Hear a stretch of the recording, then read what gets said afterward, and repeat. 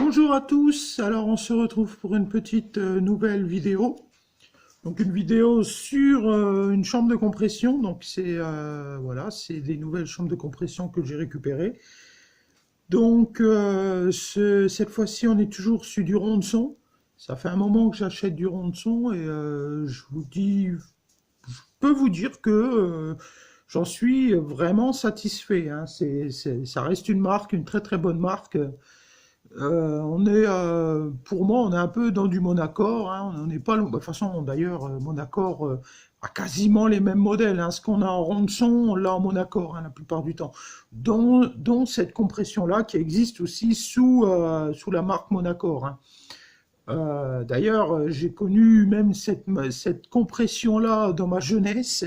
Je l'ai connue même en BST, hein, vous avez qu'à voir, hein. Ça remonte vraiment, celle-ci remonte vraiment à un moment.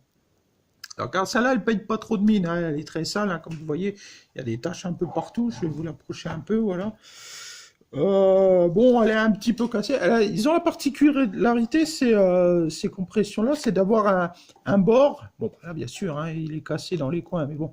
J'en ai une, je vais vous montrer l'autre qui est un peu moins abîmée que celle-là, parce que celle-là, elle y est pas mal. Et j'en ai trois comme ça, hein. J'en ai une troisième qui est encore plus abîmée, donc j'essaye de montrer les plus jolies, quoi, on va dire. En plus, celle-là, elle est pas mal jolie, elle est pas mal jaunie, donc je pense elle est restée longtemps en dehors, ou je peux pas vraiment dire, mais enfin bref, elle a été un peu plus usée.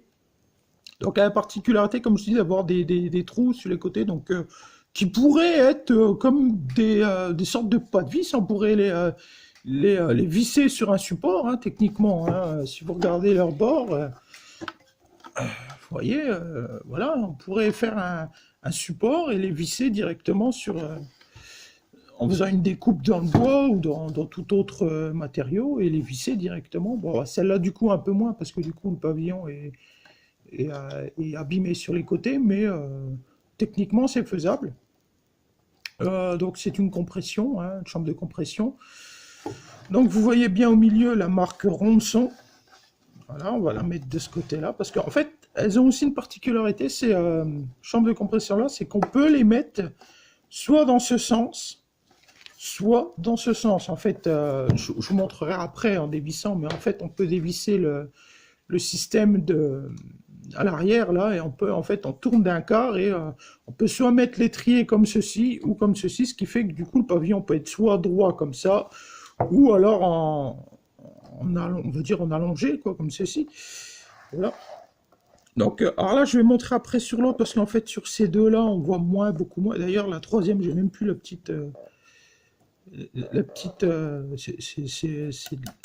c'est une petite pastille, on va dire. On voit quand même les puissances, hein, ondes son, horn speaker. Alors, c'est marqué 100 volts, hein, parce que bien sûr, elles ont leur propre transfo. Là, on a les puissances, mais on les reverra mieux sur l'autre que je vais montrer juste après, parce qu'en fait, l'autre a un bouton avec les puissances de noter. Alors que celle-ci, vous voyez, on a le sélecteur qui est ici, mais bon, il n'y a rien du tout de noté. Donc du coup, c'est 2 watts, 4 watts, 8 watts, 16 watts et 32 watts. Donc ça crache quand même pas mal.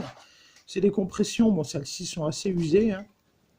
Alors ça, je sais pas à quoi ça sert. Par contre, si quelqu'un connaît la signification, à quoi sert ça, je ne sais pas. Il y a comme un rail là, je pense que c'est peut-être pour les fixer, je sais pas. Honnêtement, je sais pas. Ça doit être pour peut-être une option chez Ronson ou Monacor avec une pièce qui doit se fixer là et qui les tient autrement, mais je sais pas. Honnêtement, je ne sais pas. Elles l'ont toutes, hein. La plupart de ces compressions-là, elles l'ont. Donc, du coup, là, je vous montre la vieille, mais je vais vous montrer. Je la pose un peu plus loin. Je vais vous montrer l'autre parce qu'elle elle est ici et celle-ci est quand même en meilleur état, hein. Il n'y a que le coin là qui, du coup, est cassé. Sinon, vous voyez, le reste est en meilleur état.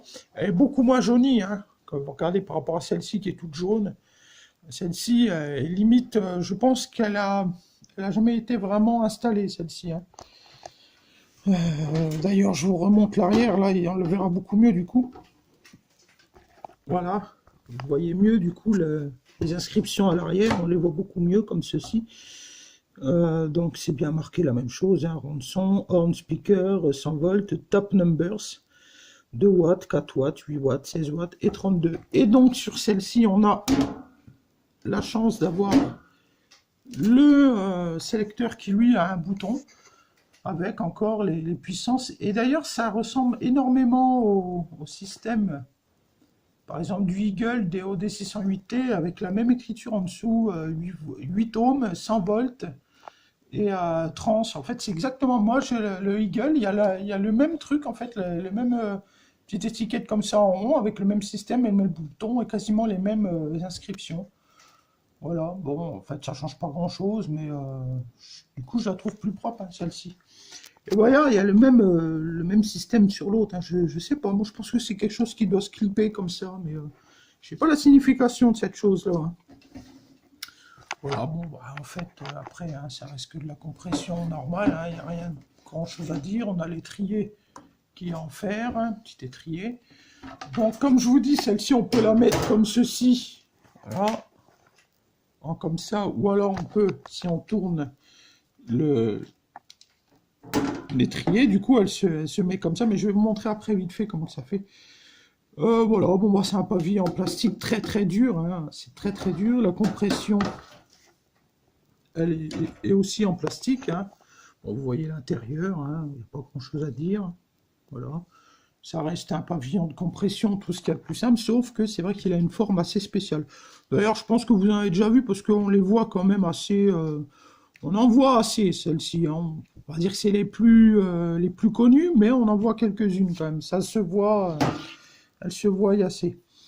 Donc ce que je vais faire, je vais mettre une pause et je vais vous montrer comment c'est à l'intérieur du capot arrière, parce qu'en fait, c'est assez marrant. Vous verrez, il y a un système de branchement assez marrant à l'intérieur. Il y a bien les transfos sur les trois, et la compression, le haut-parleur lui-même, lui, est plus dans cette partie-là, donc lui, on ne le verra pas. On verra juste le fil qui rentre à l'intérieur, et l'aimant, lui, se trouve en gros dans cette partie-là. Nous, on enlève juste cette partie-là, et l'aimant est plus à l'intérieur du pavillon. Ça, c'est assez marrant. D'ailleurs, ce modèle-là, il existe aussi en basse impédance, hein, donc c'est-à-dire il n'y a pas le transfo à l'arrière, et vous avez la version 100 volts. Donc il va sans dire que moi je préfère quand même avoir la version 100 volts. Pour moi c'est plus intéressant. Et j'ai aussi fait en sorte de la laisser dans ce sens-là, parce que bah, du coup c'est les seules compressions que j'ai qui ont ce pavillon rectangulaire du coup comme ça. Donc je me suis dit bah, autant les laisser dans cette forme-là, plutôt que plate où j'ai pas mal de compressions déjà rectangulaires. Donc du coup je les laisse plutôt dans ce sens-là, je trouve que ça fait mieux du coup. Ça change pas grand-chose, je pense que ça change juste la dispersion du son, qui là est beaucoup plus en hauteur qu'en largeur, mais ça peut être intéressant dans certains endroits d'avoir un pavillon dans ce sens-là. Voilà, donc je vais faire une petite pause, on va regarder vite fait l'intérieur, et puis on passera assez rapidement dessus, parce que bon, c'est vrai que des chambres de compression, il n'y a pas grand-chose à dire de plus, hein, à part montrer vite fait l'intérieur. Il n'y a pas énormément de choses à montrer là-dedans, hein. Ça reste un transfo, une membrane avec un aimant et un pavillon. Il n'y a rien d'exceptionnel à montrer là-dedans. Mais c'est pas grave, on va quand même aller voir à l'intérieur et ça permettra de voir un peu comment c'est fait à l'intérieur. A tout de suite. Alors là, on se trouve. Donc, je vais bien vous montrer que j'en ai bien trois, hein. Il y a les deux là, celle qui est plus récente. Du coup, on voit bien qu'elle est quand même beaucoup plus belle, celle-ci. Une plus jaunie et encore une plus jaunie. Donc voilà. Donc il y en a bien trois. Alors en fait, une fois qu'on enlève l'étrier, donc qui est ici, hein, c'est le même étrier, qui tient par des boulons que vous voyez ici, on peut enlever le capot. Alors le capot, on tire un peu gentiment dessus, hop, il vient.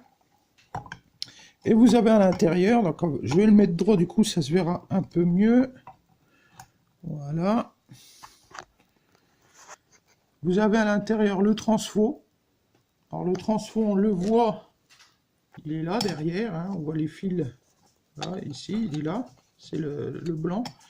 On voit les fils qui sortent, voilà. Vous avez une plaque en fait, donc ça doit être de la bakélite, hein, c'est le même système qu'un circuit électronique, hein, qu'un circuit imprimé. Vous avez l'arrivée du son qui vient ici, donc il y a bien notifié ici 100 volts. Hop, tout ça, ça part à l'intérieur. Là, c'est la compression, en fait, parce que Voilà, la membrane, enfin, le haut-parleur est branché ici. Et ici, vous avez possibilité, si vous prenez ces deux câbles-là que vous voulez brancher ici, vous pouvez la mettre en basse impédance, en 8 ohms. Voilà, donc en fait, il faut la démonter pour pouvoir passer du 100 volts à la basse impédance. Bon, bien sûr, moi, j'ai les 500 volts. Hein.